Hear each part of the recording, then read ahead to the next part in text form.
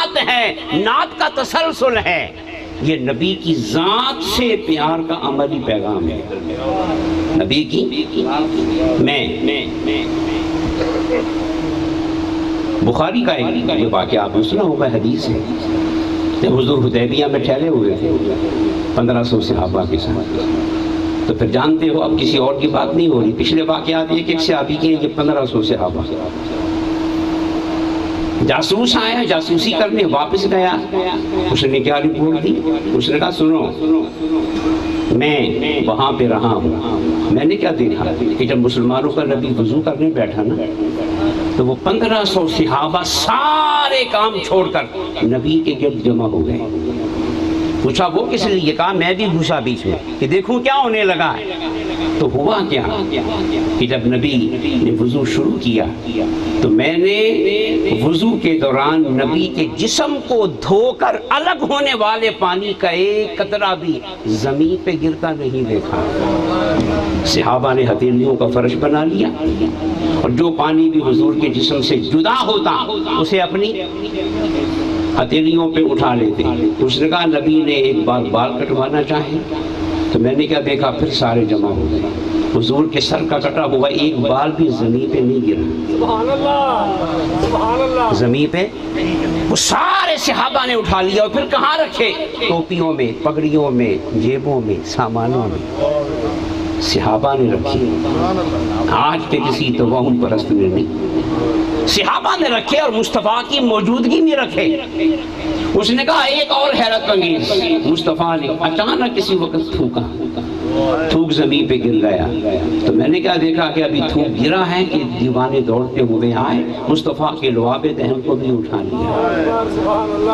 اب میں آپ سے پوچھوں گا، یہ وضو کا پانی اٹھانا، سر کے کٹے ہوئے بال اٹھانا اور لعاب دہن اٹھانا میں یہ شریعت پہ عمل تھا؟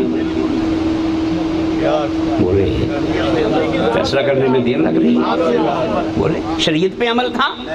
قرآن میں کہیں نہیں آیا، حضور نے کہیں نہیں فرمایا، مگر وہ سمجھ گئے تھے کہ دین کی بنیاد تو نبی کی ذات سے پیار ہے۔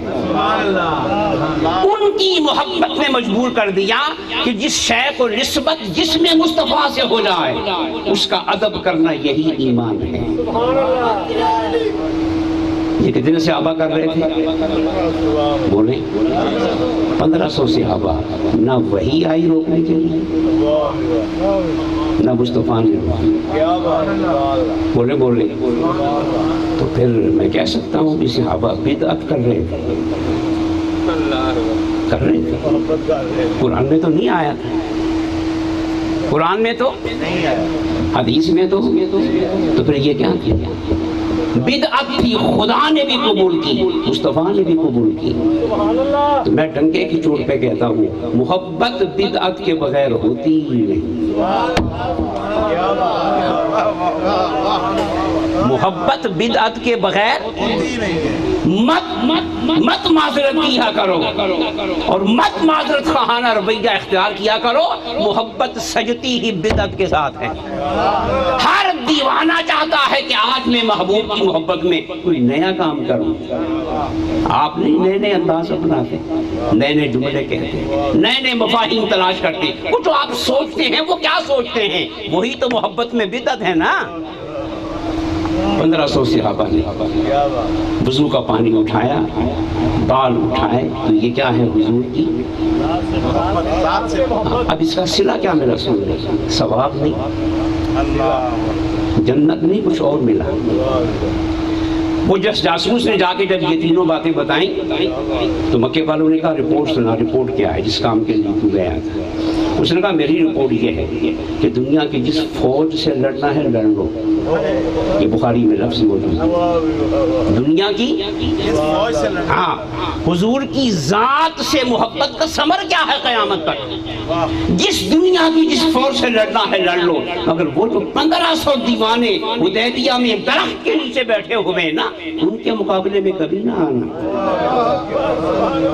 تو مکے والوں نے کہا وہ کیوں؟